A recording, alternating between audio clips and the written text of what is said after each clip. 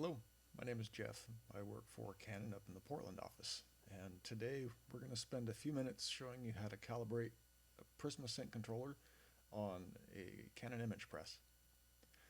First step, always perform an Auto Gradation Adjust before doing calibrations or multiple calibration sets. Always start there, and always start with hammer mill, color copy digital, and we're looking for specifically the color copy finish and the white point of 100. We're going to make sure we're just going through a couple steps here just for visualization.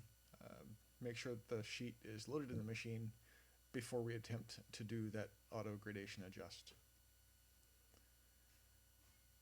And we're in the system settings, color adjustment, and we're not going to do shading correction on this exercise, just start that printer calibration.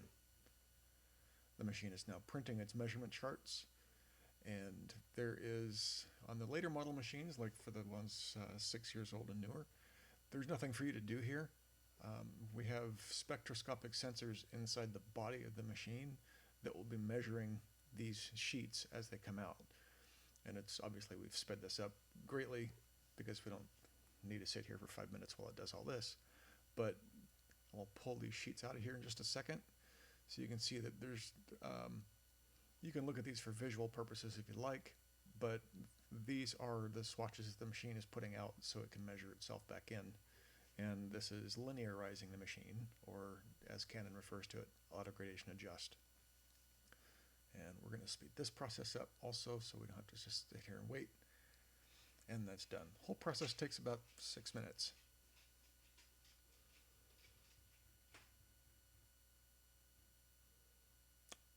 Touch to finish. And that part is simple. Now the next part, we want to position this iris right here. When we're doing these reads, position it right in that white void, press and hold, and then drag all the way to the back and release that button. There's a reason that I want those feet in the back.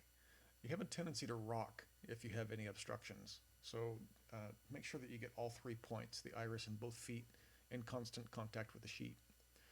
And the measurement, the calibration family. We're going to choose the G7 uncoated on this one. Just give me a second while my finger finds its way down there. And there it is, uncoated US G7. Media for calibration. If it's not already set, you can do that here. And that's why I'm going into another step that you may not need to do, but just for the sake of being visual. And this is our search for G7 that just lit up one specific sheet. OK and assign, and done. We can click OK here and continue, and OK. Click next, and the machine will spit out 4 sheets as just a warm-up. We'll show you those in a second. That's what that looks like. Walk over and take a look at the outside end.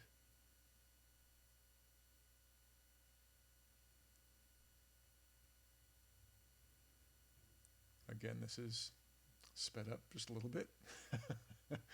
And it's those 4 top sheets that we don't need. Now, there's a little bit of a problem. What you're also seeing here is make sure you don't stack sheets on top of each other. There's just one sheet on top of white ones. I had a problem here that I had with my particular machine.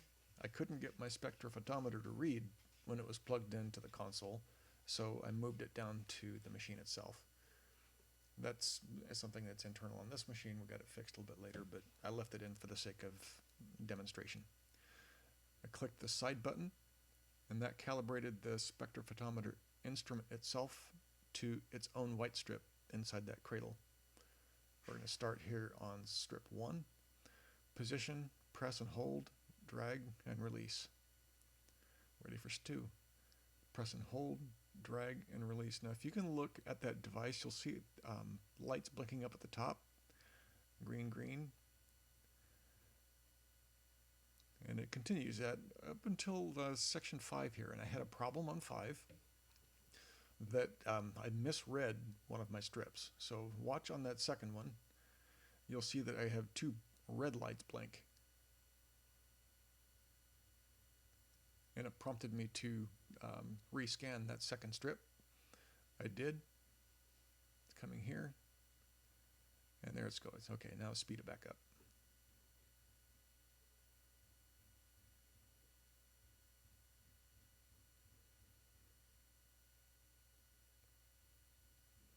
So we had, in this process, we had one step where I needed to insert the USB cable into a different place in the system.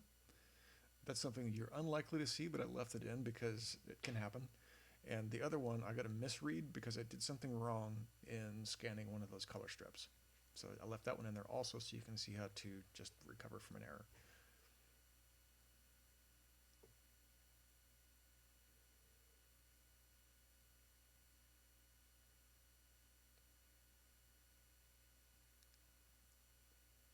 Okay, and this is our result. So on the top left, that is our measurement accuracy. These are what we call heat maps. So to see and drill into what those actually are, I hold up number 7 here, and I want to see number 7 touching that first one, which is green. Those are the measurements for that first green chip. That's just for visual. If we did something wrong, like if I had missed or rocked my cradle, one of those heat map items would have shown up red. This gamut chart is actually really useful. What we're looking for here are junctions of color that are jagged or poorly aligned. This is a really good visual to see that we are getting a really tight read on this machine, and it's performing very, very well for us. There's also a wireframe view that is useful to some. I mean, it's kind of cool looking, but it's difficult for me personally to see, so I prefer the solid fill. Neutral color separation for relative, perceptual, and saturation, and our grayscale accuracy. It would look just great here. Okay, and you're done.